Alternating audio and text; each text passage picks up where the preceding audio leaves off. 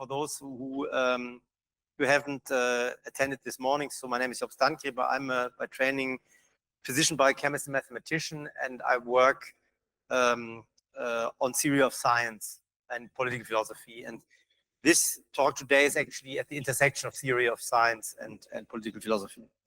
So this is a book that Barry Smith and I wrote, and which was published 1.5 years ago, Why Machines Will Never Rule the World, which gives our theory of artificial intelligence. And today I will apply this to the topic of power. So before we talk about power, and this would be a bit longer than this morning's lecture, but I have a bit more to cover. So before we talk about power, we need to understand society. So I have a small section on society, then I have a section on digital power, and then I want to discuss with you the notions of legitimate and illegitimate power. So basically, in villages and communities, everyone knows everyone, right? So there's a network of mutual acquaintances, and everybody trusts basically everyone. There's very low crime rate in a classical village, and if somebody breaks the social norm, there's a punishment, interpersonal punishment, and it can also person can be killed or exiled. And in a village community, exile in a primitive society, exile meant death usually. So they have also sanctions and social norms, but the power is held by a person's submission. It's also unquestioned. And if you have cities or societies, the social life is based on mutual distrust, so nobody trusts no one. And there's an anonymous enforcement on social norms. So if you break the norms, you will be punished by the state. Not anymore in a family, you can still be punished by your parents, for example, or your siblings, but basically the society is anonymous and there's institutions to enforce the social norms.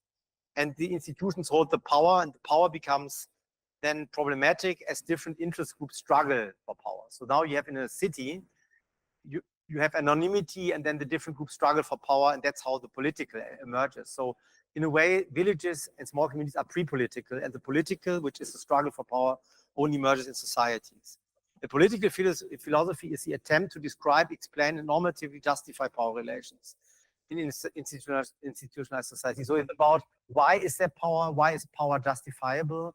Why shouldn't there be, for example, no state? I mean, there are some political philosophers who believe there should be no state, but they are utopians. So in the nomadic culture and the pre-Neolithic, before the Neolithicum, so the younger Stone Age, there was people lived from hunting and gathering. The culture was archaic and totemistic. The world was polytheistic, or there were animal gods, and God was also an object, like in the river or in the stones or trees. There was only very rudimentary technology, and the economy was an economy of gift and exchange. There was no market. And that's a nomadic culture, which we have to think that mankind is 2 million years old approximately, so 2 million, well, or 3 million, it's debated. Australopithecus, I have in Cologne, by Cologne where I come from, there's a museum with a footstep. It's a fossil footstep. The left foot is an adult footstep, and directly next to it, in the same fossil finding, there is a children's footstep of the right foot. So the adult must have walked with the child hand in hand. I find this very touching. This shows this 3 million year old footprints, right? And they were erected, they walked, and they already held his child by the hand, or the mother. I don't know whether it's male or female foot. It's super impressive. And so I think humanity is 3 million years old, and 3.96 out of these 2.96 out of these 3 million years, mankind. Oh, sorry. Yeah, thank you. Mankind has lived in the pre-Neolithic, right? So most of mankind has been spent in the pre-Neolithic, and then we have the Neolithic, where we have now agriculture. This is an idealized picture from the 19th century of the Neolithic, but then we have agriculture with tools, and then we have statehood and city-states, and the culture evolves from statehood to city-states to feudalism to absolutism, with very few exceptions. Republics are very few exceptions. And the worldview is polytheistic. We have fertility gods, and then we have monotheism. The technology is now mechanics, optics, statics, and all the mathematics that were invented prior to infinitesimal calculus. And already there's a market economy with real currencies. But the markets are not in the markets in the modern sense. And then from 1700 to today, we have the culture of the technosphere. Why do I not say 1820, but rather 1700? Because if you go to Falun, Falun is in Sweden, where the biggest copper mines of the world, they were the biggest copper mines of the world.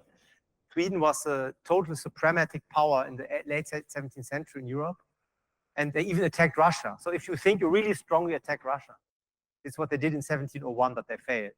And they were so rich because they had the copper mine, in Falun, and it was totally industrialized already in the late 17th century. Leibniz worked as consultant for them to devise better machines, how to work the mines. It's really fascinating. And there now the subject is engineer agriculture, synthetic chemistry, biotechnology. So we live from engineered agriculture, we live from synthetic chemistry and biotechnology. The state has now penetrated our culture entirely. We have a scientific atheistic worldview, and the technology is very much derived from infinitesimal calculus. So the infinitesimal calculus has enabled all the technologies we have today, like this mobile phone or this computer, but the car, everything. And the economy is capitalism based on the so-called fiat, non-materialistic money. And so when you move from the Neolithic, from the nomadic culture to agriculture to the culture of the technosphere, you have an emancipation from the animalistic existence. You have what Gehlen calls improvement of background fulfillment. That means that you can now, because you are always fed and you can have a house where you can sleep, you can develop a higher culture, and you have massive increment of means to realize power. This is what we're talking about today. So how the technology enables more power. And I think I will skip this in the interest of time. And so the question is now, what is so special about modern societies? And I think one thing that we often don't realize is that it's much harder to rule a modern society than to rule a classic society. And the reason is the following. So first of all, you have a massive complexity of communication, transport, and logistics. A very high degree of interdependency for basic supply and essential goods. So if you think you cannot, the only thing that your body is in contact with that is natural is the air you breathe when you're outside. Your foot don't touch natural ground. You have shoes and they touch the road and the sideway. What you touch is all man-made. Only if you have a pet and caress the pet, or you touch another human being, you touch something natural. Otherwise, everything is full of technology. It's super complex to manage this. And so the people totally depend on public infrastructure. There's no individual autarky whatsoever. There's an extreme level of division of labor, specialization, supply chain complexity. There's a huge cultural heterogeneity, which leads to massive conflict of interest potential, impossibility of unanimity or strong consensus. So if you look at the village, right, even 19th century village here in Navarra, you look how people know each other for generations, super strong consensus. Now this is totally in a modern mass society. It's much more complicated. You basically have to compensate the lack of unanimity by legislation and law enforcement. There's a deeply layered opaque technology. If you think of the internet, it goes from the copper or the other more modern wires that provide the infrastructure for communication up to the software that runs on the internet. Super complicated tech. So if you watch a Netflix movie, the stack of technology to enable this, hundreds of different professions enable this. If one of them drops out, you can't watch Netflix anymore. There's a short-term, this I will skip. And so basically, another important aspect is that mass communication via social media makes the population also prone to very fast collective emotionality that can be controlled, but can be also get out of control. So this is really, modern mass societies are really tricky. And what they mostly require is a huge administration. So when people romanticize about, the low state quota of the 19th century or the 18th century, that's because at that time, the society was less complex. It was easier to govern. It has become very hard. At the international level, it's even harder. So you have international relationships which are dangerous because the modern military technology is so destructive. You have massive international, that's a global trade, shown there on the right, massive international supply chain interdependence, fragile global financial system, and conflicts between the desire for local national participation. On the one hand, like you can see in the movement, the Catalan movement to become independent, that's a typical example. And the opposite is the European Union, right, which wants to govern everything from a high top-down perspective. And so you have a lot of complexity there as well. And you could see the interdependencies. We really had out of stocks in the German supermarkets during COVID for certain products because the global supply chains didn't work anymore. So there's huge interdependency, which makes it even harder to rule modern mass societies. So this is just really a 5-minute run through or 10-minute run through the basics of sociology to make you understand the context of power. Now, power. What's power? The best source is for this question is one of the best is Hobbes, Thomas Hobbes. He says power is the ability to cause future events. I quote, the power of a man to take it universally is his present means to obtain some future apparent good. And basically he calls it a form of motion because another act shall be produced by it afterwards. So for him, power is a form of motion. I love this. It's so mechanical, Cartesian worldview. I mean, it's a bit very typical of Hobbes. You know, his thinking style is very fascinating, very typical of the 17th century. And so the totality of power is identical with the notion of the possibilities to act. So all the possibilities to act together is the totality of power that is available. And power now brings about the differentiation of realization of such possibilities. So if I can have more possibilities realized than you, I have more power. And for what is possible fundamentally to everyone cannot be possible for everyone be there at the same time. So what he articulates here is that power is a conflict over resource usage. And this is the fundamental character of politics. And in a village, there's also power, but it's all at the personal level, right? And so the agreements are made much more smoothly. But in big societies, these conflicts can get very tough. An interesting example is the conflict about the usage of slaves, right? So in the United States in 1860, the 1860s, the North didn't want to use slaves anymore. Not because they were better than the South, but because they were industrialized. And for industrialized work, slaves are useless. That's because they destroy the machines, right? Because slaves have Marx observed. They said slaves are not good at working with machines because they destroy the machines so that they have to work less. But laborers who get paid get a wage, they will actually take care of the machines better. So you need autonomous workers who are free to run a industrialized society. And therefore, the North didn't want to have slaves anymore, but the South wanted slaves because for plantations where there are no tools, we just have to pick the cotton, you know, with your hands. Slaves are really good. And so they allow high productivity. And so therefore, there was this conflict. That was a conflict over resource usage. Now, this is roughly, I could say much more about power, but I don't have the time. But this is really the best fundamental definition. Now, there are other important thinkers, which I will skip now and directly jump to the most recent one, who was the last one to add something new to the idea of power. That was a German, Heinrich Popitz. He wrote a book, Phenomena of Power. He published in the early 2000s, I think. Here I quote the English edition, which is from 2017.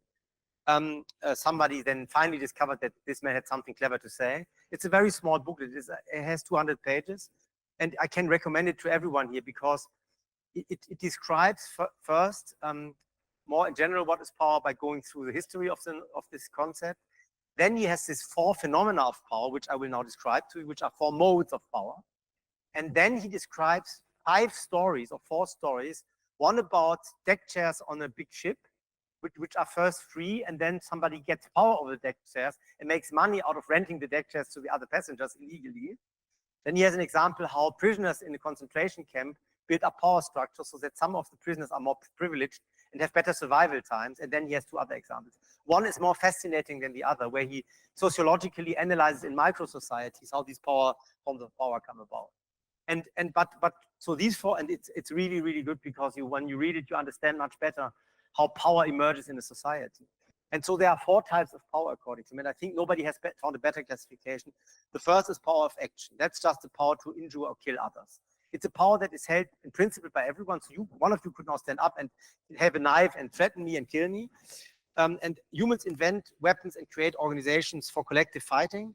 And based on these, humans can always threaten each other with death, with a whole scale of threats below killing. And this is why societies, this is why you need the state.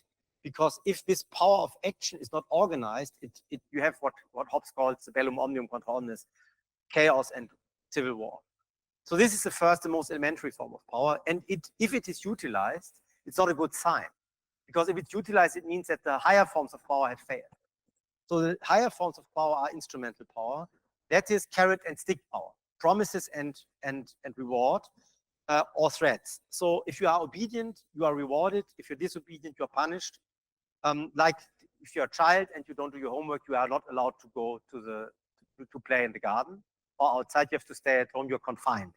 Or if you are in a traditional family, right? Or if you misbehave at table, next day you have to eat. You don't get dessert. This is instrumental power at the low typical level, how it's done. But there's also reward. So if you have a good grades in school, you get ice cream or whatever. And that is also happens at higher levels of the state.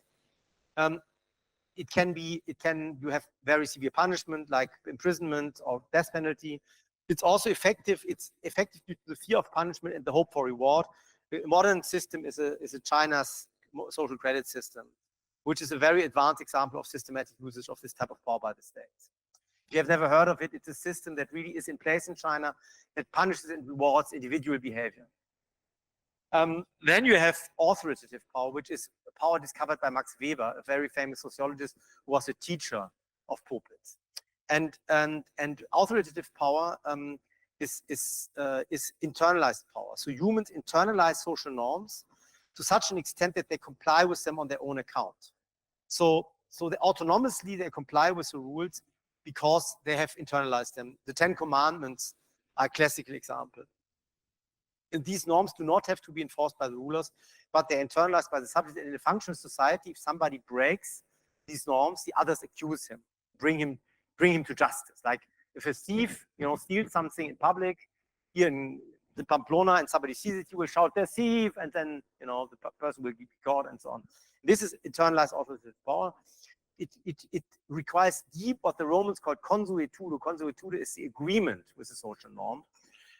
So the 10 Commands are a good example, but if you have desuetudo, then it's the opposite, like alcohol prohibition. Alcohol prohibition in the 1920s in the US didn't work because people didn't accept it. So you really need to have authoritative power, you need traditions, and you need people to agree to the content. And the last type of power is data setting power. So that's object mediating power built into technology. Water supply, railroads, roads, waterways, but also the Chinese wall, the Roman limes, defense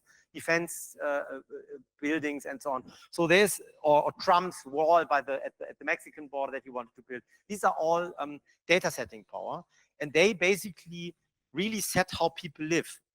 And it can guide the perception and behavior of the ruled subjects over centuries, like the Roman road system. Parts of the European road system today, if you travel from Italy to the north, through Switzerland and then to Germany, is still the Roman road system. And the Julia Pass, which brings you from St. Moritz to then lower Switzerland and then to Germany, was built by Julius Caesar. That is why it's called Julia Pass. It's still used, and now it's a big road, but it was at the time, of course, smaller. And so this data setting power lasts very long. Here you have a map of France. I find it fascinating. France has only 2 hubs. It has Paris and then Lyon or Dijon. I always confound them. I think Dijon both are kind of hubs, and then at the south you have Marseille, it's a small hub. But basically you can see to get from the periphery from A to B is very hard in France. From A to B at the periphery, if you want to get to Paris, it's always easy, but to get from A to B, if you don't want to go via Paris, very, very hard. This changes totally how people live. That's also why actually in France, people talk about, I go to town, they go to Paris. But going to town is not going to any other town than Paris. And that's also why the rural France is so much more, the discrepancy between rural culture and urbanized culture is still very strong in France. And that's also because of the centralization system. So data setting power is a very interesting type of power. Now we have gone through the 4 types of power, and there are no other ones. So all the other forms of power are combinations of those. So Popitz thought about it for a very long time. I think it's a pretty great theory. Now, the question we discuss here in this talk today is how digitization and artificial intelligence can enhance this power. This is really the question. So we have learned that societies need power. We've learned that they are really hard to govern. They need a very layered and deep bureaucracy. And now we look at how this power is how this power can be enforced by the technology. So I'm skipping, for the interest of time, because I want to spend more time on more interesting stuff, the power of action. But just to, and I directly start with instrumental power, but just one sentence about power of action.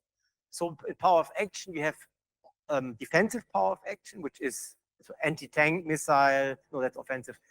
Mine is defensive in a way, or detection of an enemy approaching. And you have offensive, and also defensive is, of course, if you have the Russian M500 system that can shoot down incoming missiles, or the Iron Dome, which is the primitive American version of it. The Russian one is unfortunately better than ours.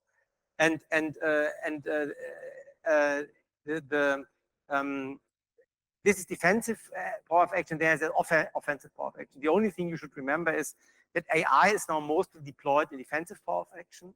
That is why so few people in the Ukraine war, quote unquote, only 1,000 soldiers die per day. In the Battle of the Somme, there were 70,000 per day. Okay, the armies were fighting, they were also bigger. But the reason why only so few people are dying a day, for modern warfare, 1,000 a day is not so much, is because everything is full of defensive AI. And defensive AI can recognize the movements of the enemy, but also shoot down incoming missiles. And because it's used so extensively in this war, there are less casualties per day than in other big wars. Now, there's also offensive AI. Offensive AI is much harder to build. And it's, to most extent, the only offensive AI that is now available is loitering offensive weapons, which are drones, for example, that are on the ground. And when something that moves approaches, they come up and shoot it down, then they sleep again. They cannot say if it's friend or foe. They're just trained to detect something approaching. They come up, shoot it down, and go back down. And but they're very destructive. But more is not possible. That has to do with limitations of AI, which I will not go into now. So this is power of action. So it's mostly defensive AI. Now instrumental power. That's more interesting. So the Chinese social credit system has a citizen arm and has also a business arm. We look now at the citizen arm. The citizen arm works with personal identification. So there are cameras everywhere in Chinese towns, and you get identified all the time. And then there's behavior observation. So on the internet, it's partially automated, but in the real world environment, because there is no technology to interpret automatically video and audio content, it's manual with Secret Service people. And so they observe behavior at critical points when people assembled for rally, for demonstrations, and then they observe it, how they behave. And then, because they can identify everyone, it's really fascinating. The only people that you cannot uniquely identify are identical twins. Every other person, if you have a photo where you can see the two eyes and the mouth, that's all you need. You can have 100% identification. And that's one of the very regular patterns that are very amenable to AI. And so this is, then they give grades to the people. They do behavioral rating. They rate the behavior. It's not only political. It can also be antisocial, like urinating in public and so on. And then you get rated, and then instrumental power measures are taken on. So you are punished, so you get reduced employment prospects, travel bans, exclusion from private schools, slow internet connection, exclusion from high prestige work, exclusion from hotels, public shaming. Chinese are very strong at public shaming. They still do it. I mean, this is what they still have from the Cultural Revolution. There they did it excessively, but now they still do it, because losing face is very tough in China, so public shaming is a very strong deterrent. And then they have rewards like fast-track approval for services, discounts of energy bills, rent bikes and hotels without payment of a deposit, better interest rates at banks, and tax breaks. And this system is fully functional. It's applied to 300 million Chinese people. It's not applied to the rural areas, but if you live in an urbanized place like Shanghai or so, it's totally applied. The system is based, of course, on the reward and punishment fear mechanisms that are part of our fundamental mechanisms. And it shows how technology can drastically improve the reach of instrumental power. It's almost dystopian, right? And I don't believe it's really easy to implement in societies that have a very strong tradition of the rule of law. So this is instrumental power, and you can see that most of it is not AI, but rather digitization, because you need all the data collected and connected. The AI only does the facial recognition. All the rest is just digitization. Now let's look at authoritative power. So first we need to understand where authoritative power comes from. mainly it comes from the families. That when you are in a family, you are socialized, you learn the basic values of your social layer. And or if you don't grow up in a family because you're an orphanage, then it's the orphanage that does it. And then there's, of course, education system, there's indoctrination, and the blue area is the core of the socialization, which is a process that you learn what is right and wrong and the values and norms and so on. And then you have also, of course, the white circles are institutional culture, like corporations, the church, social interactive media, propaganda, the legal system, the classical forms of culture like theater and movies, classical media, and so on. So all of them can support authoritative power. However, and so I showed this morning, I showed Google Gemini, who made image of the Pope, and he was always shown as a black man, and it made images of SS officers. They were also shown as black persons. That's authoritative power, but in a very primitive level. It doesn't work. It's so exaggerated. But basically, it's supposed to instill a positive view of black people, which I have nothing against. But of course, you shouldn't show Waffen SS people as black. It makes no sense, you know. But because they would be rather in the concentration camp than guardians of the concentration camp. But if they had been in Germany at the time. So, but what I'm trying to say is that there is attempts to do authoritative power also automatically, but it doesn't work very well. The reason is that AI, artificial intelligence, doesn't understand the input. So if you enter something into an AI, the AI doesn't understand it. It only interprets it as a sequence of symbols. And so it can't understand and interpret what you're doing. But to do this authoritative power, to reinforce authoritative power and bring the contents to the right person at the right time and make the person agree, you need basically to understand the person and the motives. So that's why socialization is a dialogue, right? So when you are most of you are too young to have children, but when you have children and you educate children, you, of course, the social norms are taught by dialogue. So you say to your child, you are not allowed to do that. And then the child says, when the child is 3, it starts saying, why? Why? And then you give a reason and it says, and why that, and why that, then it's a why chain, right? And so you need to basically have the dialogue with the child. At some point you say, because, and then you stop. But basically you engage with the child, and the child is convinced. It internalizes the norms because of the dialogue. And machines cannot do a dialogue, right? And so therefore doing authoritative power with AI is not so easy. However, there's bias in AI. And there are 2 types of bias. So if you look at how AI is created, so the large language models like ChatGPT, you've probably tried it. They are trained on huge numbers of sentences from the internet, and they are also multilingual. So they also use Arabic texts for training, for example. So if you look Arabic text, average Arabic texts contain a lot of anti-Semitism, right? And so therefore the machine learns anti-Semitic prejudices. Texts from North America some of it contain anti-black racism. Then there is a lot of anti-migrant prejudices in Europe, what is articulated on the internet, and so on and so on. There's, of course, misogynist content, and you know, all the tasteless cliches of human beings are in these texts. And that's also because we have to see that as I said this morning, 99% of the content that gets created is low quality. High quality is always the exception, right? And so therefore the systems, they learn these patterns. And so therefore they will also reproduce them. And therefore this was seen as a big problem in the scientific literature a couple of years ago, because the first LLMs, when they were trained and tried, so for example, the chatbot M by Twitter was a chatbot that was totally full of Nazi and anti-Semitic cliches. And it had to be switched off immediately because there was an outrage. And this came from this raw training. And now they have a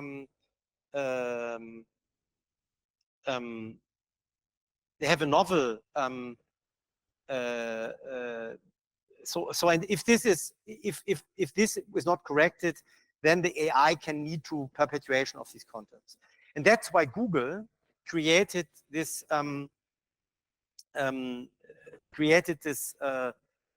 Gemini's AI, which is now biased in the other direction to correct for the historical bias. But because prejudices and bias are such a complicated thing, it also exaggerates it and doesn't work either. So what I can conclude is that overall authoritative power, there is some impact of technology on authoritative power, but due to the interpersonal nature of socialization, it's essentially still a manual job, right? And even if you think how hard it is for you to change your views, what Aristotle called hexes. So that's a long-term attitude you have, long-term view, how hard it is to change it, and what a big process it is. If you think of changing fundamental habits, that's because you have been socialized in a different way, and turning away from this. I mean, there's a phase in life where it's easy, where a lot of people change their attitude because they rebel against their parents at age 15, 16, but later on, it's much harder. And so because of this, AI doesn't have so much impact on this. What about data setting power, the last of the power types that Popitz described? So data setting power is the power to manipulate the subject's perception, behavior, and thinking in the long term using infrastructure. And now everybody is walking around with such a digital device, and it's connected to a big infrastructure called the internet. And so the internet is now, as an infrastructure for our lives, as important as the road system. I mean, you are all grown up with the internet. For me, the internet was new in 1994. I used it as a PhD student then, and it was fascinating, but it was not a part of my life. But it became, and now for all of us, it's a part of a super critical infrastructure, and it can guide individuals and groups through information and entertainment sources. And this, when you do a Google search, and let's say you want to find something. So if you want to, let's take a topic that is really hot, like climate change. So if you do a Google search on climate change, you only find the IPCC narrative and what the IPCC says. When you say, when you put in a phrase search that is critical of the IPCC narrative, your replies, the hits you get are all hits why it is wrong to criticize the theory of anthropogenic climate change. But you cannot find with Google anymore the sources of anthropogenic that criticize the theory of anthropogenic climate change. If you want to find them, also Google Scholar won't give them to you. You just can't find them. You have to know where to search to find them. I think that's fascinating, that the search engine is totally biased for you not finding this content. This is an example of how you can bias perception and guide perception and influence perception to a certain extent, and that you can make it hard for a person to find an alternative view. Which is, if you think of a classical encyclopedia like the Encyclopedia Britannica, it's much more pluralistic, right? So if you navigate it by using the cross-references in Encyclopedia Britannica, you find much more diverse views than if you use a Google search engine. It's very interesting, I think. So that shows you how you can use this data setting power. It's also, and this is not only the case for online content. Yeah, so in online content you have content filtering, but also if you think of all the applications that link the internet to real-world entities, so travel itineraries, choice of accommodations, restaurants, physical shops, or service providers. I mean, you can actually see when you're driving on the highway and a lot of cars, there's a traffic jam coming up. You can, if you look from a bird's eye perspective, the patterns are dictated by Google, how the people navigate around the traffic jam and so on. I mean, yesterday, Pablo and I were driving from downtown back to here, and he used the non-Google road, which was not much nicer. But I stupidly had, of course, used with my own car earlier, I used the Google road. You know, it's a good example how you are influenced by this. So the real world, as it is modeled in the internet, is also influenced by this, which also can lead to shadow banning of providers of really good services. But, and this is interesting, now you could say, oh, the internet is all pervasive. The real world depiction of the internet is influenced by the internet, and the internet content itself are influenced. This whole infrastructure is so biased. How can I still make up my own mind? Now I think, so isn't this a super big influence, and isn't it very threatening? So my view is, that's why I've put the picture of Van Eyck on the right-hand side. This is the Last Judgment, right, by Van Eyck. It's a detail about those who have to go to hell. And, you know, but humans still interact very freely with each other to provide advice to each other. which infrastructure to use, which book are good to read, and so on.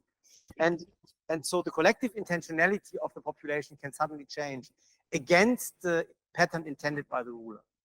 And this is very interesting. And so there are people like Gaspar Koenig, a French philosopher, who says that now we all lose our individuality due to AI. His book is, how is it called? La fin de l'individu, the end of the individual.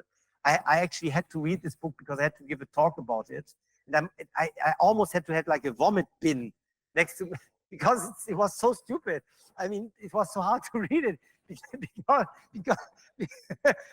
because the man, he thinks only in cliches. But this is a type who gets a lot of public attention now. And he says that we are losing our individuality. No, we are not, because people, of course, also talk to each other independently of the technology, or even if you use technology, they talk in the real way to each other. And so AI can intensify data setting power, certainly, but these expectations are wrong. It's like when you say, oh, in the Middle Ages, European populations were totally guided by the church. That's not true. The church was very important, but there was homosexuality already then. There was tolerated homosexuality. I mean, you know, just to give an example, there was a whole realm of life that the church could not control, where people just did what they wanted and acted according to. The best source for this is The Autumn of the Middle Ages by Holzinger. If you haven't read it, it's one of my favorite books. It describes the end of the Middle Ages. You can see it as a competitor to Notre Dame de Paris by Victor Hugo. But Notre Dame de Paris is also great because it's a novel.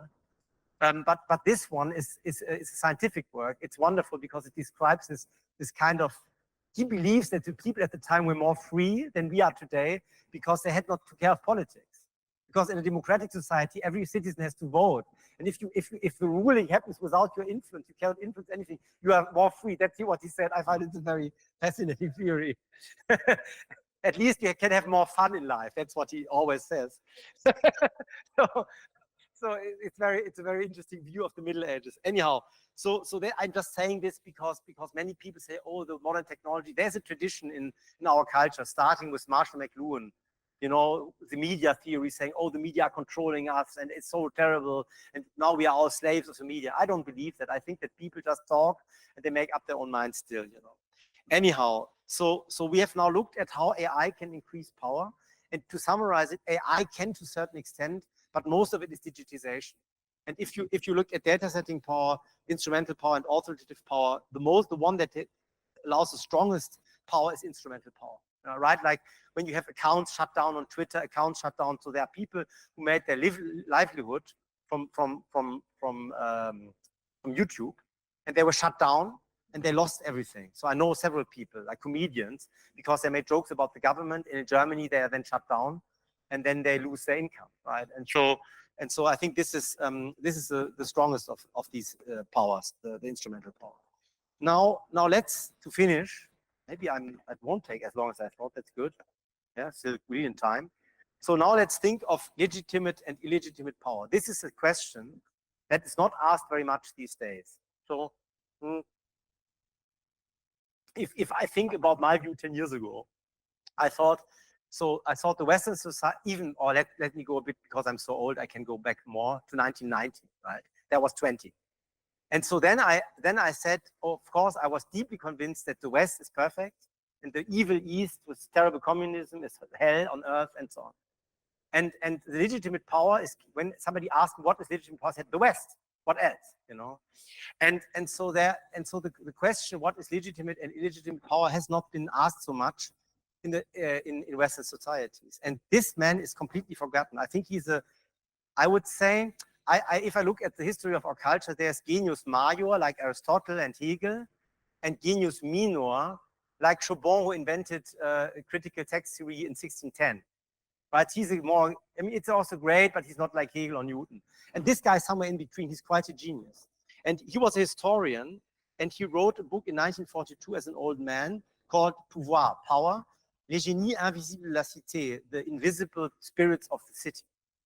And he says that the whole theory, the classical metaphysics that Locke and Hume and Kant and so on invented, and Humboldt and you know, the 19th century, it's all bollocks. he says, there are in reality, there are the principles of legitimate power.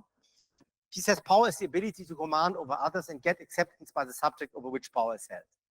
So that's legitimate. And he says there are 4 sources of power or principles. Election and inheritance, that's a source of power. And then there's Republican type of feudal type. And he says that these 4 principles and their combinations are not rationalizable. So he says, and we would always say, of course, election and republic is the right combination. That's what we are taught at school, and we believe this deeply, that that's the only acceptable combination, right? And he says that this is wrong. And I found it so shocking when I read it, but it's a very good book. It was written in the middle of the totalitarian age in 42, right? So he looked at Nazi Germany, he's Italian, he looked at fascist Italy, at Soviet Union, and he said basically, we cannot determine a priori which is better or more illegitimate form of power. So he always talks about the city, he means a political society. And he said that instead they are the invisible genius of the city that establish the legitimate order in an irrational manner. And that means that the invisible genius of the city, it's the invisible agreement of the people to the power if they feel that the power is just.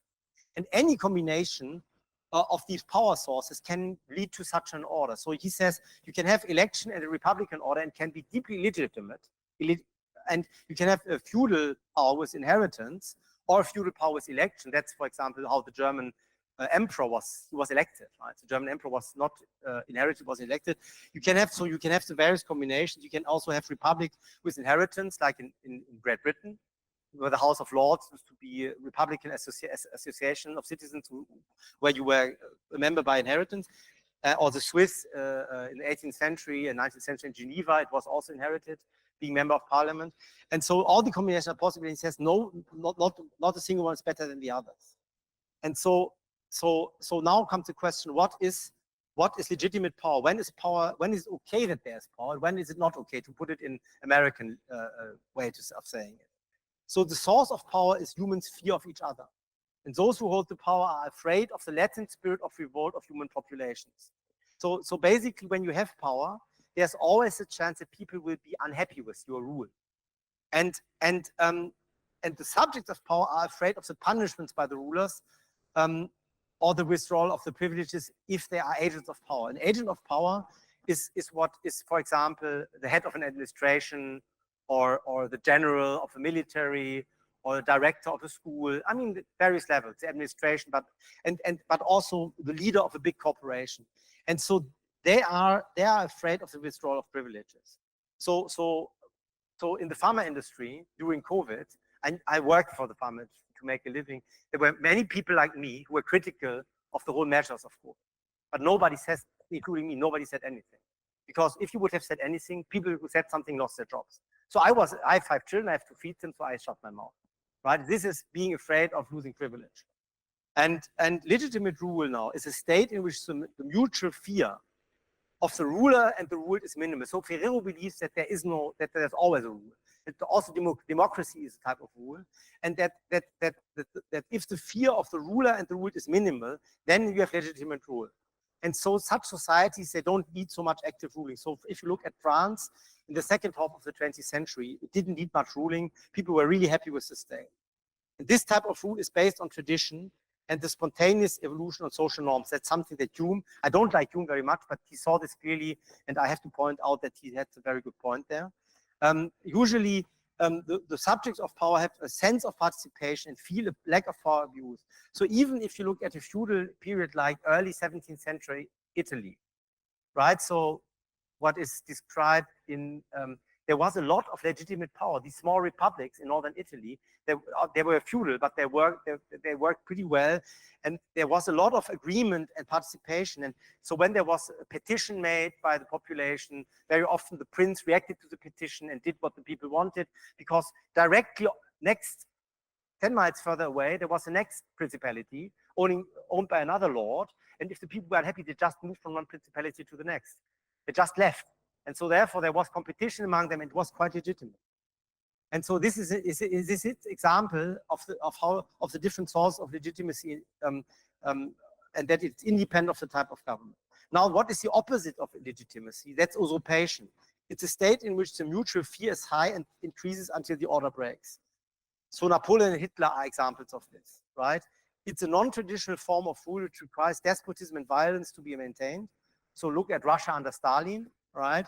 And the usurpation usually breaks established social norms and traditional order and can be identified easily by how much propaganda it is. So the more propaganda you have, so look at the Cultural Revolution in China. Suddenly when it started, before that China was communist, that's already bad enough, right? But then suddenly there were posters everywhere of the enemies of the people. There were teachers on them and bureaucrats, and then they were basically spit at on the street, and 2 years later they got killed. And you know how? With sticks and stones.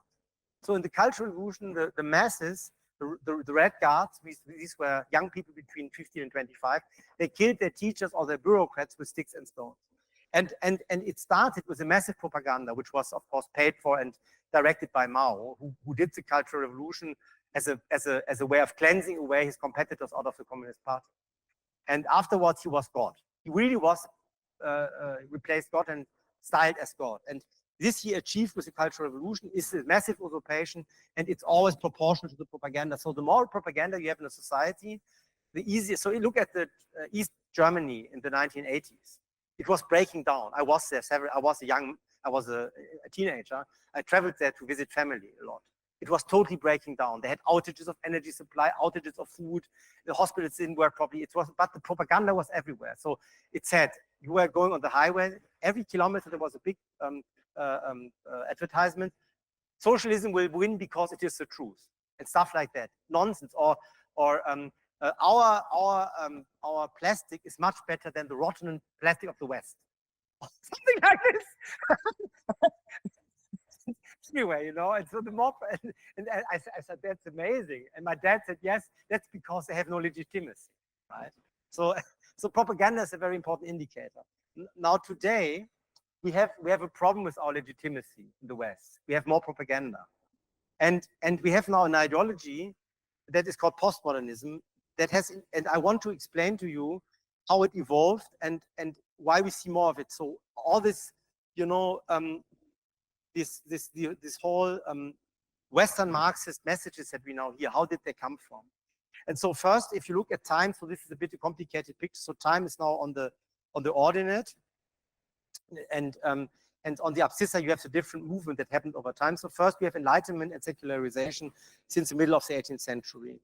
Then we have a crisis of metaphysics, which is positivism, which is David Hume started it. And then there's nihilism with Nietzsche. I'm simplifying, it's very schematic, but still.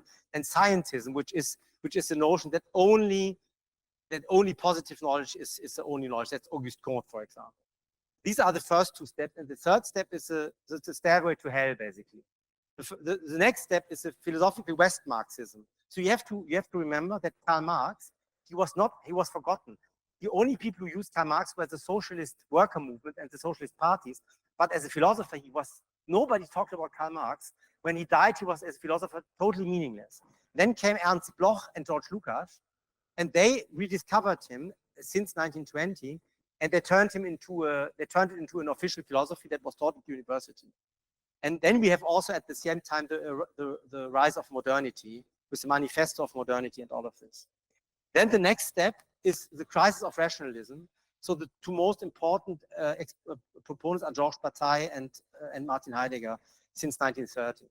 And they basically said that rationalism and metaphysics of the West are wrong, and that this has led us into a state of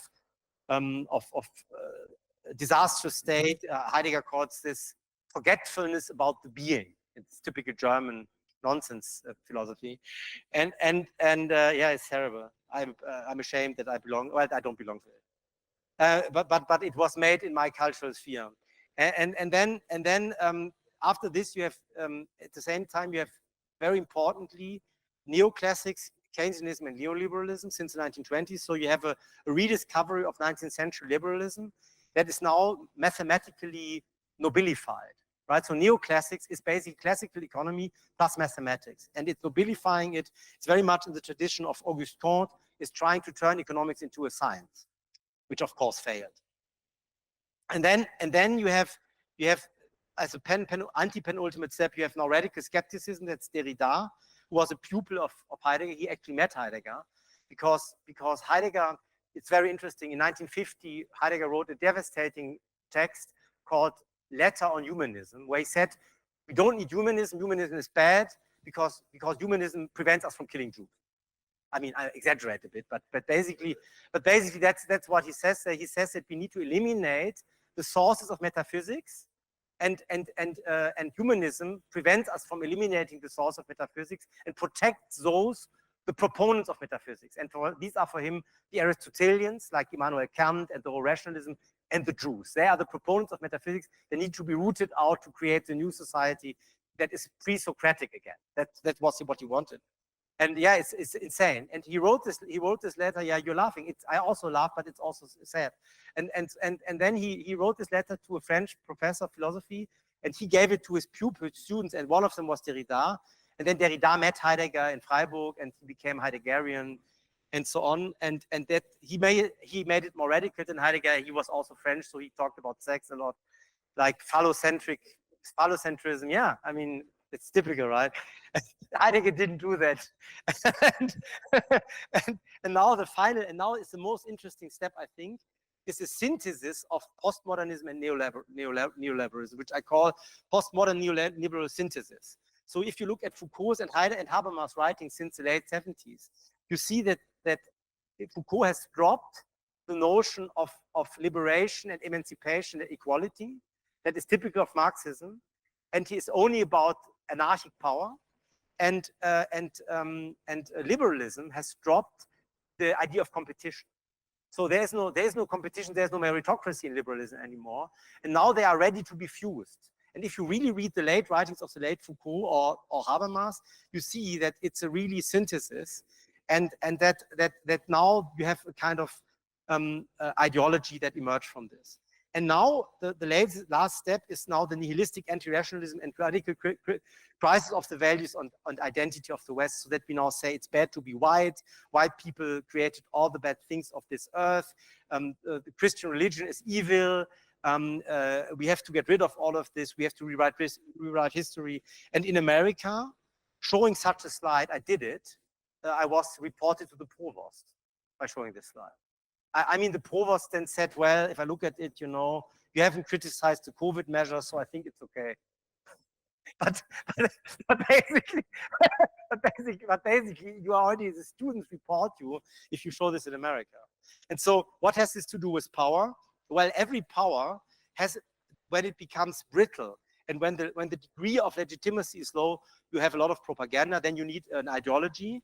And this is the ideology of our time. And so what it basically does is it rejects Renaissance individualism. So all of us have been, still even the youngest of you, have been somehow trained with the Renaissance individualism. That what matters are civil rights, rule of law, natural law, I mean human rights, and that we are autonomous and have dignity, all the Kant up and down, the full 9 yards. But this is now replaced by what I call postmodern collectivism. It's a collectivist view of human conduct, and is currently propagated by leading Western institutions. For example, in this book, The Great Narrative by Klaus Schwab. And what it says is that mankind is threatened by millennial dangers. Really, they say millennial dangers, such as the climate change, killer viruses, economic instability, and fake news, what I say formerly known as pluralism. And that we are so threatened by this that we now need to replace democratic participation, natural law, and the nation-state-based rule of law by international centralized governance. They call this global governance, and so they want a global legislative, executive, and judicative functions tailored to a rule-perpetuating type of law, which is not rule of law, but rule by law. And they call this also rules-based international order. So, and it's not the United Charter's international order, but it's a new type of order. And it's very openly written in the book, especially in this book, The Great Narrative. There's also The Great Reset, but The Great Narrative is even more explicit. Because in The Great Narrative, Klaus Schwab says that we have missed the great opportunity of COVID to do the Great Reset. So now we need to even fight harder to get to this state of affairs.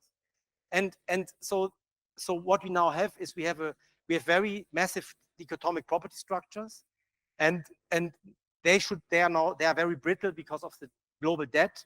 And so now they want to introduce a digital bank currency system, and guaranteed minimal income for the masses. And this is to be combined with, and to do this, this global governance, to implement it, you need, which is how they call their concept of postmodern collectivism. You need all the forms of power that I've just described to be combined. So because it's really hard to achieve this type of rule. If you think of the Canadian truckers, for example, that protested against the vaccination necessity to cross the border, right? So they weren't allowed to drive their trucks anymore without vaccination. They protested against this, and their bank accounts were frozen. That's quite a strong type of exertion of power. And so it's to get something like this through, you need a lot of power, and digitization is used to this. You can see it that in Germany, they really tried, and they successfully tried for a while, to link the entrance into bigger stores to a vaccination certificate. So you could not go to Corte Inglés anymore without vaccination certificate. And I think this is quite advanced, and it was for half a year. I couldn't go to Corte Inglés for half a year. And so you need a lot of power to bring this through. And I mean, not Corte Inglés, but the German version of Corte Inglés, of course, called Karstadt. And so you could only buy food during that time. The only thing, and also equipment for gardening, because the Germans otherwise would have protested if you cannot buy equipment for gardening anymore.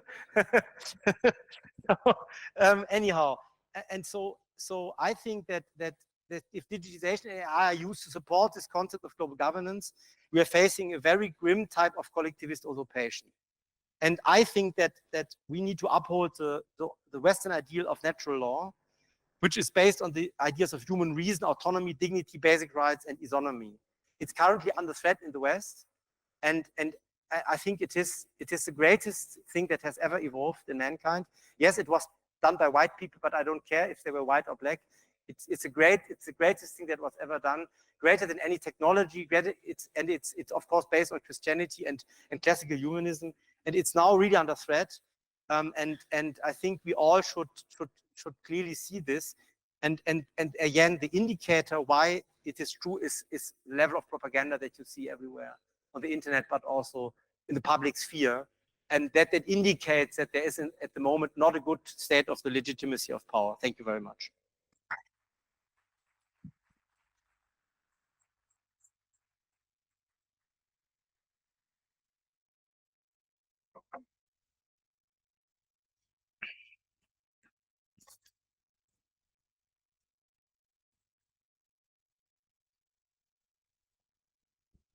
Thank you so much. Could you elaborate on the difference between rule of law and rule by law? Yes. So rule of law means it is a very fascinating concept, because it's not a concept that evolved in the Roman legal tradition, but in the Anglo-Saxon tradition, out of the spontaneous way that law was spoken and implemented in the 11th century, 12th century in England. And it basically means that decisions taken by public authorities are based on codified social norms.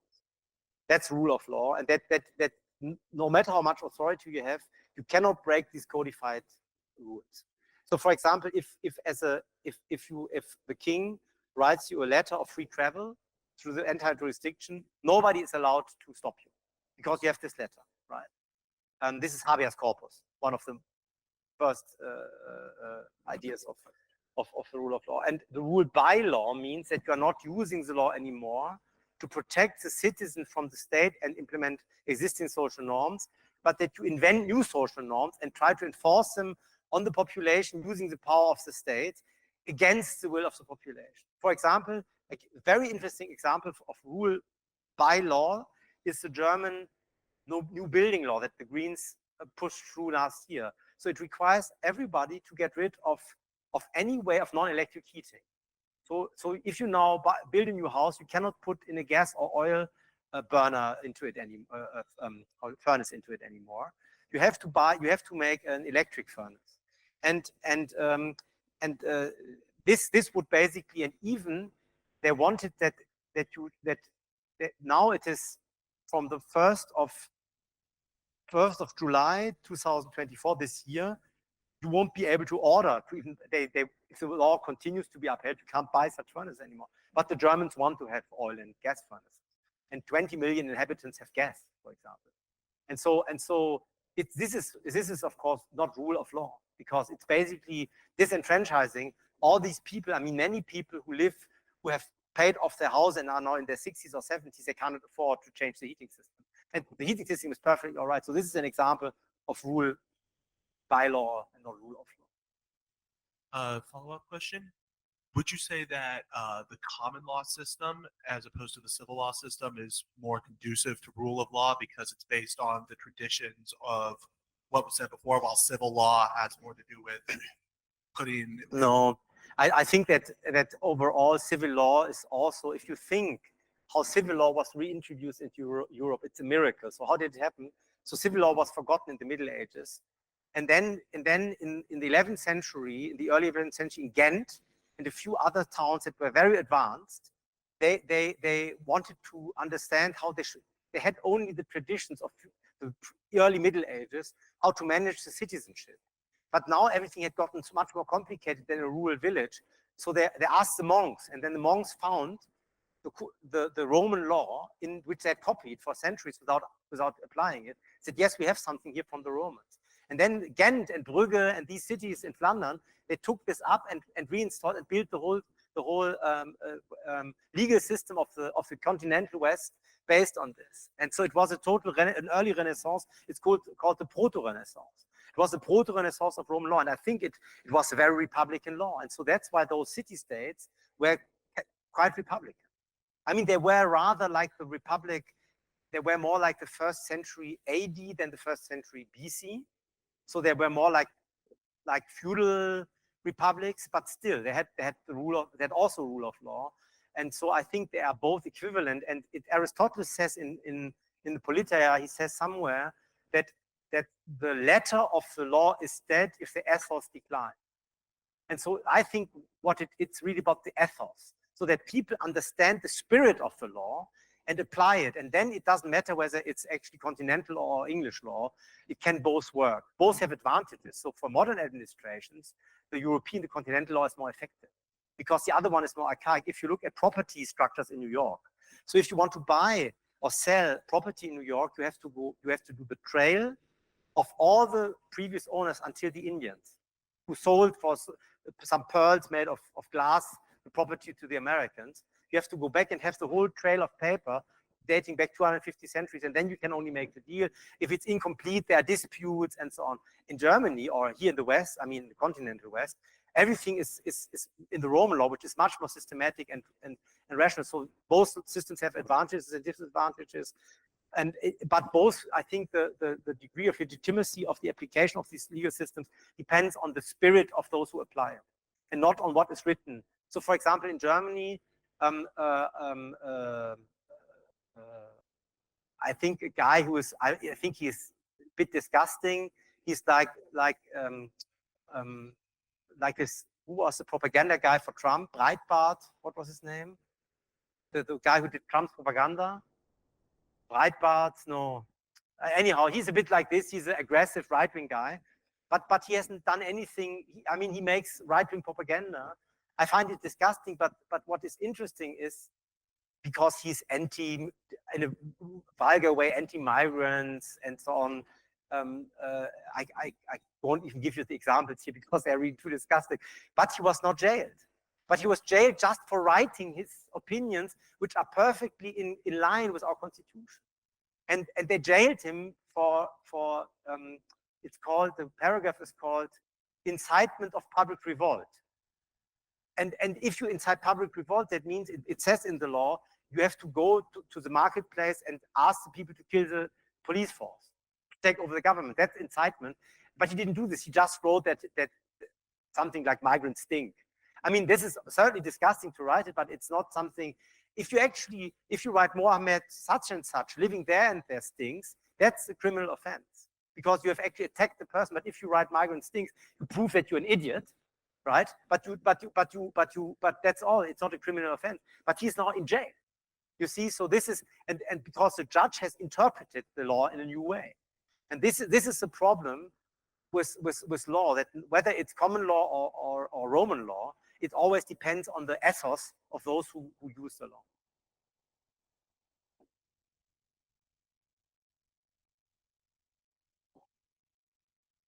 Thank you for the talk. I had a question about the legitimacy of power. Yes. I understand that how the more propaganda, it usually refers to a less legitimate power, but like on fundamentals, what makes it legitimate or not? Yes. So Ferrero says he says that it's so French and Italian. I mean, a German philosopher would just shake his head.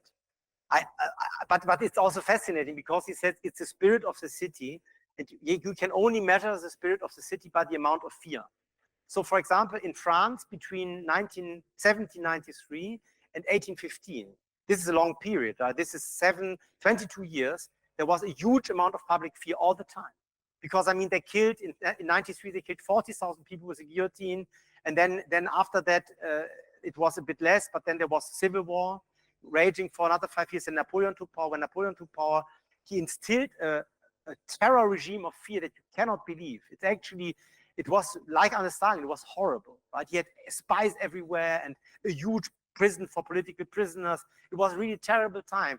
And so Ferrero uses this as an example to describe the level of fear was super high. And he says the level of fear of the rulers and the ruled, because Napoleon was totally paranoid. He was all the time afraid, looking behind him if nobody wanted to kill him. I mean, he was totally insecure, right? And like Hitler as well, and all these tyrants. I mean, they because they know that what they're doing is so wrong, they're all the time afraid of the population, and then they turn this into aggression, and then there's a mutual spiral of fear. And he says you can just look at how much fear there's in society. So now in Western societies, people are afraid of saying their own opinion. So in Germany, 65% of the population say they're afraid of uttering their political opinion. And if you asked this in 1970, it was 3%. Only the Nazis. Only the real neo-Nazis, that was 3%, or maybe 6%, 3% real Nazis. I mean, they were not neo-Nazis. They were Nazis. They were still young enough to be, had been members of the SS.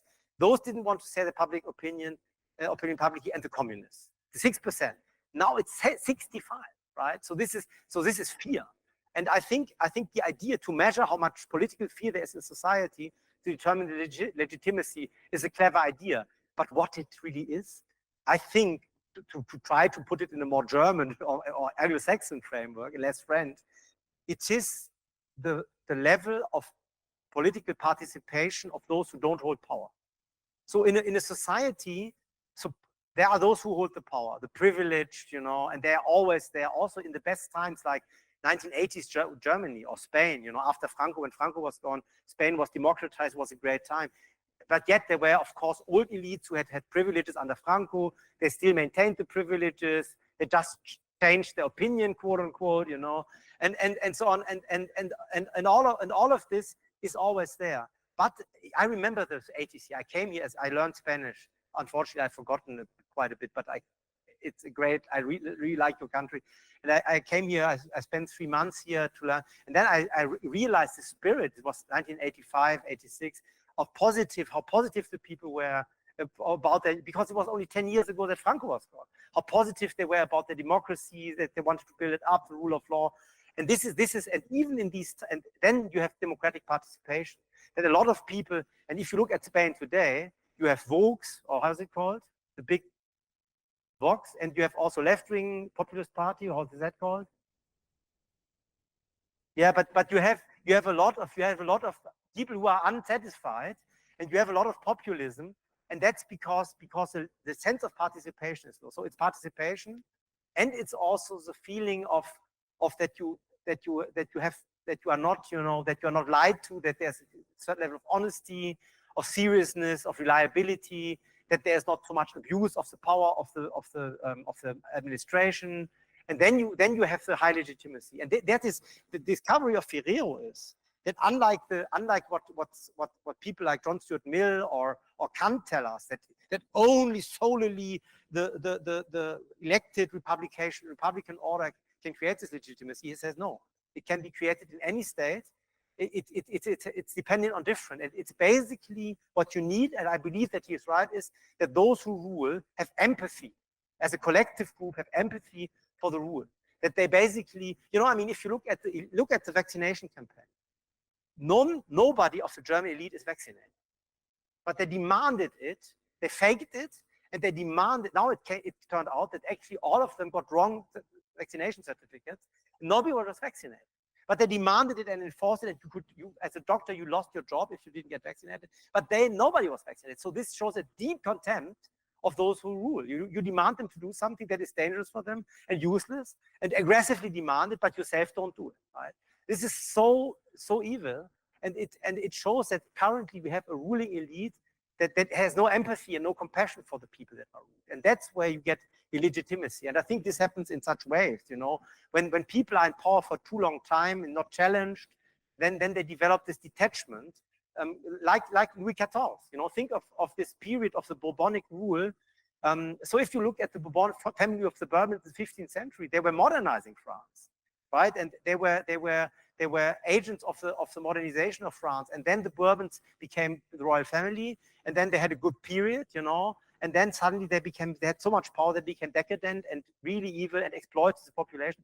I mean, why did we have the French Revolution? Because in the winter, 88 to 89, 450,000 children died of hypothermia and lack of food.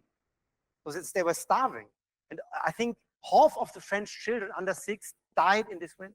It's terrible, right? That's the real reason why there was a French Revolution, and that's because the people, they feel disenfranchised. They said, look at these elites. I mean, they were so decadent, you know, in Versailles, and the whole nobility was so detached from the needs of the normal people, and that's what he means with legitimacy.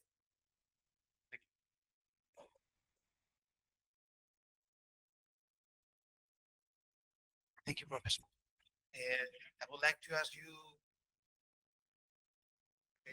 your vision in that bracket you have with all the currents, with time, the steps. Yes, all these steps. So yeah, I guess there is one variable that is not inside there. Which is? For me, it's AI. AI. Sorry. Yeah. Artificial intelligence. Yes. Ah. So yeah, my question for you. Now in this step, we are in the anti-rationalism and medical price values. Now we are this variable. Yeah, so I can say that's a good question. Yeah. So yeah, I have to. So the connection to the AI stuff is that basically this ideology determines the content of the propaganda and indoctrination.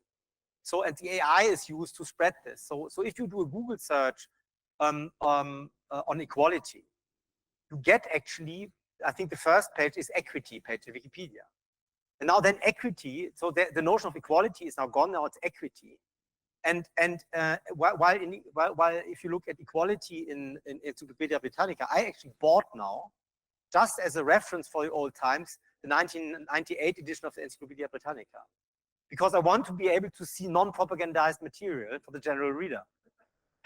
And yes, and so if you look for equality there, it says there are 2 types of equality: distributive equality and meritocratic equality, and then it differentiates. And now there's only equity, which is top-down distributive equality, and so basically the whole content of the education system, but also of the online resources, are skewed towards this ideology. And AI is used to, so when you do searches on the internet, you want to find a different view, try Google, try these contents. You won't get to the other positions. Also not with Google Scholar, but Google Scholar is supposed to yield results for scientific papers. And there are, of course, I mean, papers criticizing this neo-Marxist view of equality. There are hundreds of them. It's a boring topic because it's so well known, you know. I had to write for a book of mine, I had to write a chapter on it now. I was suffering because it's so boring. I mean, even the criticism is so well thought through. You can't do, every stone has been turned around 100 times by various political philosophers, but you can't find this stuff anymore if you do a Google search, right? And if you, so it's astonishing. And so this is how AI and digitization tie into this, that basically the whole resource system on the infrastructure for content of thought are geared towards this. And if I look at Wikipedia, I use it every day. Why? Because I'm a mathematician. The mathematics part is wonderful. And that's like in the Soviet Union. The Soviet Union, two things work, three things: nuclear weapons, mathematics, and ballet, right? This and it's here as well. So in Wikipedia, the mathematics articles are really good, especially the French and Russian and German ones, but the English ones are also okay. But these three are the best. Or Poland has also very good, but I can't read Polish. But they are supposed to be very good. And so you have this, but the rest is very much now, you know, colored by this ideology. And you have it everywhere, right? You have it in advertisements. If you look at advertisements that now we have if you go to Sweden, you have advertisements. There's always black people in Swedish advertisements. And Sweden has no black people. Why are there, you know, I mean, why should you do this? There's no group that can buy this, you know. And I've really not, I'm totally race agnostic, you know, and I don't care for race. But it's a problem, right? That this is done, and this is everywhere. Or look at other ideologized contents that belong to this, like electromobility, COVID. I mean, it's everywhere where there is an ideology built around this. It skews the whole picture. Yes, and also those who produce all this content, they are so bought into this ideology, they do it by themselves. So you don't need, like in 34, the Germans had a Gleichschaltungsgesetz, a law to level everything what that is published, right? And we don't need this anymore. It's done by itself. Well, now we have also such a law. So because of the social media, because in the social media there are still people posting what they really think, and now they have to be leveled. So we have now a law. It's called Democracy Improvement Law. It's not a joke, and it will now be passed in Germany, and it will make sure that in the internet, so Google will have to pay 50 million for a non-deleted contribution that deviates from this narrative. Yeah, and so this, and it's also at the European level. So it's called, and so this is what I mean. So this is, I'm not showing this for nothing. I'm working with a lot of police now with intelligence, and there are complaints with all those fights against biases. And we know a lot of, you know, those papers that have been rejected from Toronto police. You know, they train, I don't know if you have heard those lines of investigation. They used training data from a lot of years ago to make a model to predict the profile of the person. Yes. And when they have, they went to the person, the profile was the black man. Yes. Unfortunately, without the child, the problem. Yeah. They went to deport these people because they were looking to these people, the person that all those bias, and they had to take out all the papers. And now I think all the youth that we are doing with AI. I mean, I give you a very striking example for this. So I was at an AI conference last year, philosophy of AI conference, where I gave a talk about the AI. And before me, there was somebody who explained it. I mentioned it this morning, but not at that level of detail, so it's worth mentioning again. There's an AI that is used for long-term. So if you're a felon, so somebody who committed a real serious crime like rape, after 5 or 7 years, you can ask for early. If you behave well in prison, you can ask to be released early. Parole release, it's called. And there's an AI that calculates the likelihood that you are be committing the crime again once you're released. And this is so good, that I mean, the judges are not allowed to use it only, but it's it has a very, very good. You enter 12 or 15 variables, and the predictive correctness is quite high. And the two most predictive variables are sex and race. And so now it's so interesting. Now the guy said we have to unbias the models, so we have removed sex and race for the model. And now the model has no predictive power whatsoever. So now it's like throwing dice. Yeah, and I said, so what is then the value of the model if you remove the two most important predictors because they're quote unquote racist? Why is this then still a model? And then he says, now it's a just model. But it's useless Yeah. So this shows you how you can, how if you ideologize all of this, you get nowhere. I like your comments there, cognitive biases.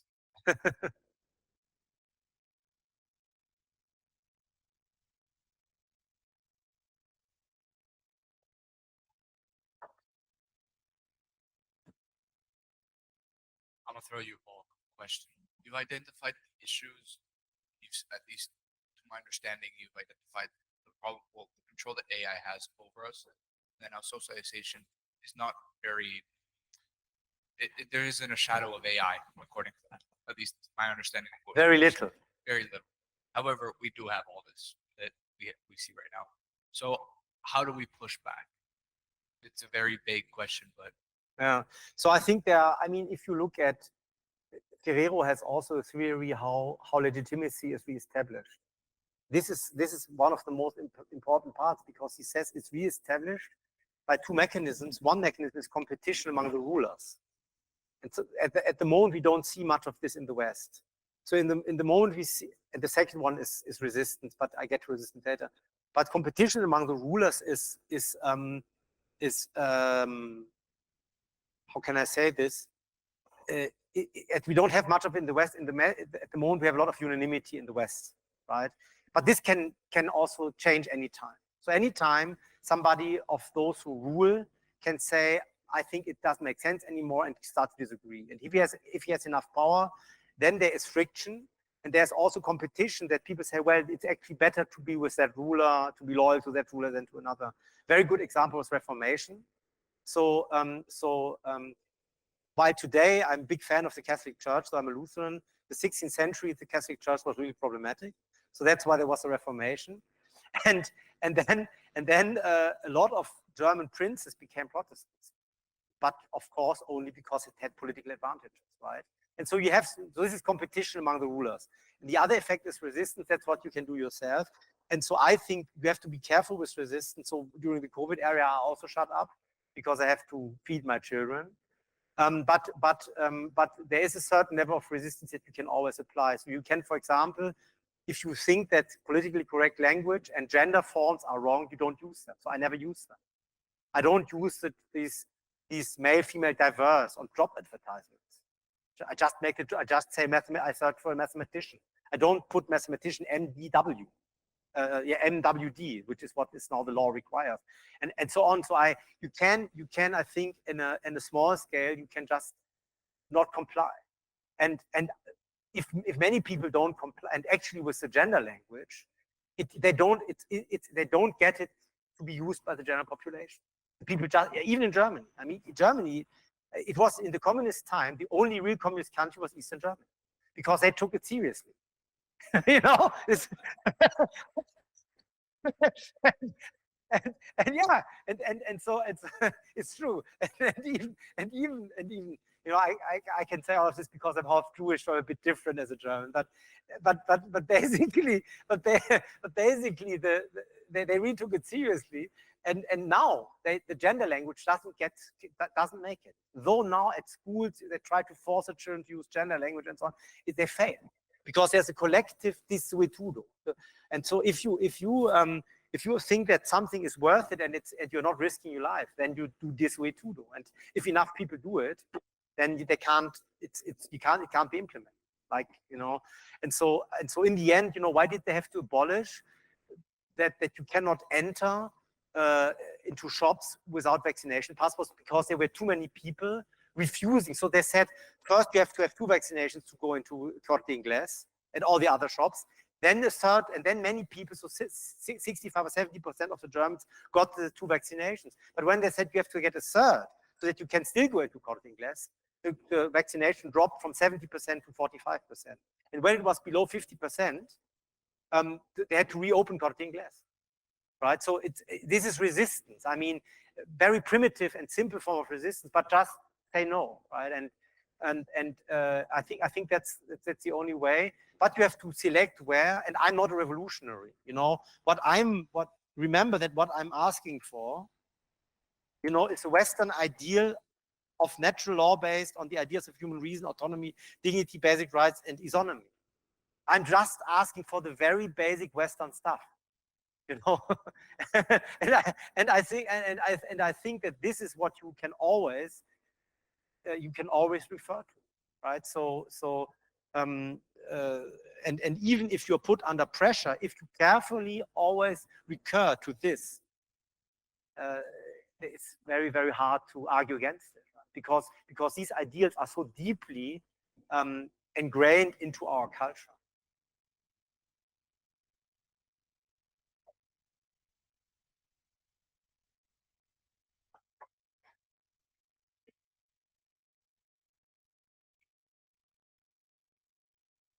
Thank you so much. And I love that third of Yes, it's a bit simplified, but be able to summarize. Yeah. And one of the things that caught my attention, maybe that started especially in the Enlightenment, and maybe brought up, is the idea that they were better than any other time before them. Who says this? The Western time around Enlightenment Ah, started yes. the idea. Yeah, yeah. The idea of, you know, we are the Renaissance, we are Yes. Enlightened, the Middle Ages, we're Dark Ages. So, and I think that's very pervasive, and it's still happening. Each year we keep doing it with the past.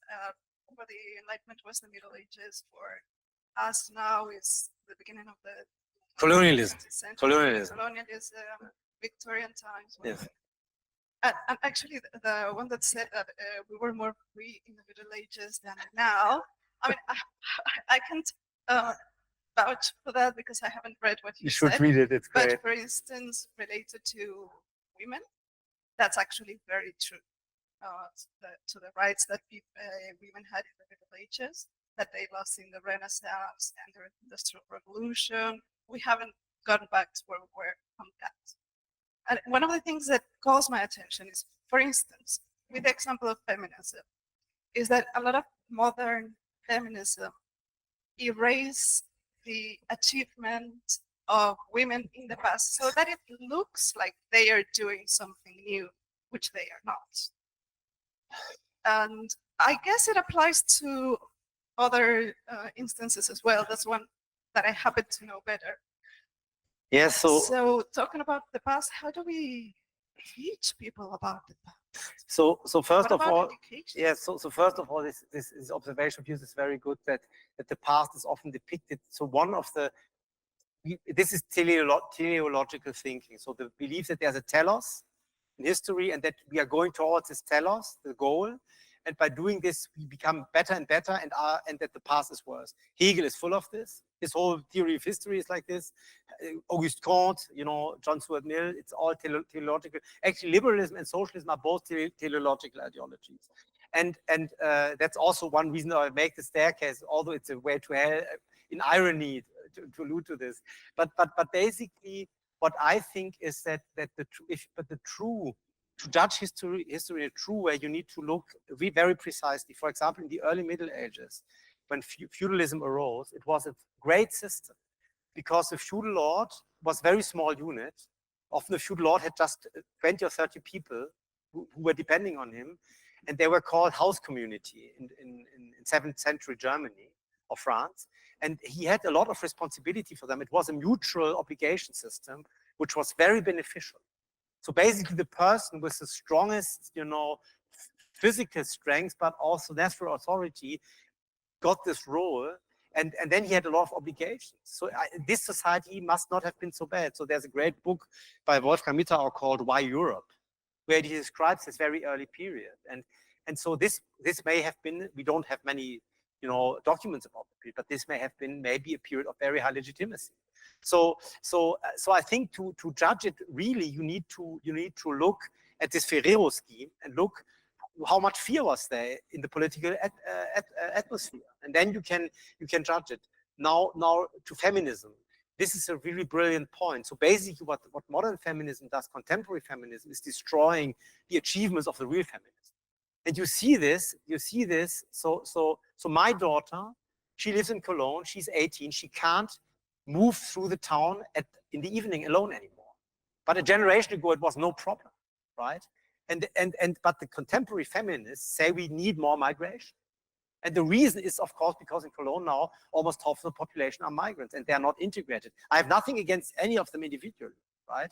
But certainly they bring with them an ideology where women are worth nothing, and so on, and it's anti-feminist. And you have this in many Marxist and or not only Marxist or liberal 19th century progress ideologies, that they have turned away from they have thrown away their emancipatory potential. So because both socialism and liberalism of the 19th century had a great emancipatory potential, they were really ideologies geared towards improving the life of the people with totally different foundations, but both were sincere. I mean, even Engels, Marx, I don't think. I think Marx was a real cynic, but even Engels really was serious about that he wanted to help people. I think Marx was misanthropic. He was a special case.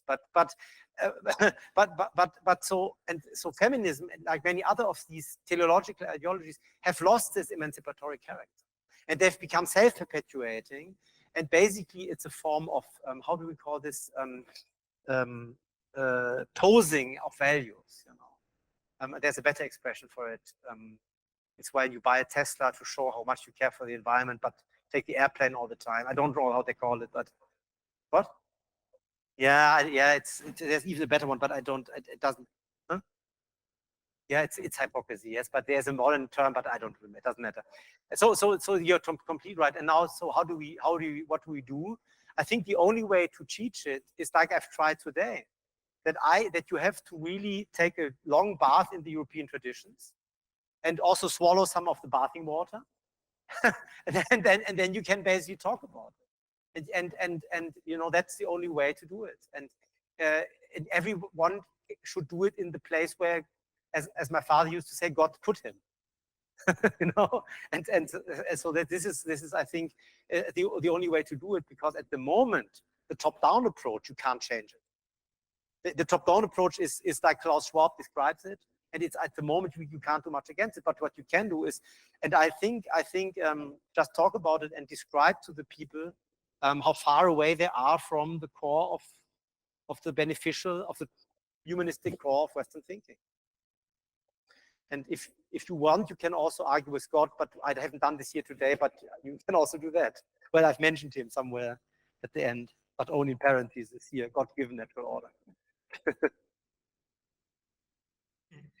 Just for the sake of discussion, because I think that the last part of your presentation is clearly has been more stimulating than the first part, the part relating to IA. How was it that you called the pluralist collectivism, the collectivism that you... Postmodern collectivism. Yeah, the collectivism, right. So you declared yourself Christian, and so my question was, or I was thinking that this idea of a universal collective identity was first introduced in the Western culture by Christianism, and the idea of one earth, of one God, of one creator. And if one studies the legal justification for the conquer of America, for instance, you will see that there was kind of justified by the fact that the Pope had the authority to distribute the lands, because the lands were created by God, and the Pope was the representative of God. So I would say that contrary to what you said, that this idea of a collective universal identity of humans is new, I would say that it is the continuation of an idea that the Christians introduced in the Western culture. Wow. And so maybe if the hegemonic power in the world was still held by Christian authorities, Christian theocracies, we would have pretty much the same kind of use of technology to control that you see today and you are denouncing about modern culture. Yes. Or postmodern culture. Yes, so first of all, I didn't speak much about the sources of collectivism. But the big difference, so first of all, there is no Christian theocracy, because from Augustine and also in the Bible, we have a clear separation of the power, power over the world, which is the state, and the power over the transcendent, which is the church. It was violated many times. The Crusades violated it. The Crusades are the pattern after which colonization happened. That's very clear. So there is a very aggressive component in Western thought, but you have to distinguish collectivism and universalism. So Christian tradition is certainly universal in that there is one God for this world. It's a Christian God, and we can also send missionaries to other countries and to turn them into Christians and so on. So this is universalism, but collectivism is different. So collectivism is a form of secularized Christian universalism, which arose very late, only in 1750s in France. And its inventor was Abbé Morelli. He wrote a book, System of Nature, where he described that the state every year should collect the entire private property and redistribute it every year. And he invented communism, and he was the first collectivist. So collectivism is a perverted form of Christian universalism, whereby there's a top-down rule to turn the real world into a paradise. That is the ideology of collectivism. And the problem with this is that it doesn't work, because you can't turn this world into a paradise because of the human nature. And so therefore, collectivism, though it is of course certainly arose from it's a Western type of thinking. I'm completely with you, right? And collectivism is also very different from the idea of the Ummah, the Islamic idea, which is also a global idea of a global realm. It's very different. So it is a Western idea, but it is an idea that arose late, and it's, I think, a perversion of the Christian ideas. Now, to the Christian ideas themselves, they were abused in history many times, right? In the Middle Ages, during the colonial era, that we can all agree on. But if you look at the modern version of political metaphysics in their purest form, as you can find them in Immanuel Kant, or the Dutch guy who invented international law. Gosh, I just can't remember. 17th century. Bartolomé de las Casas. Yeah. Anyhow. So there you have nothing of this left, right? So you don't have this aggression anymore, and the collectivism is aggressive because it wants by force to establish a kind of equality. But of course, and this is a critical point, those who use it as an ideology of domination, they know as well as Stalin that there will not be an equality outcome. It's just a pretext to have power. So it's a real perversion of an utopian ideal to establish a power structure, like Stalin did, or Mao, and so I think it's very dangerous, but it is Western. I agree with you. Thank you, Miguel. Any more questions? So I think we can give thanks to Jobst. Thank you very much.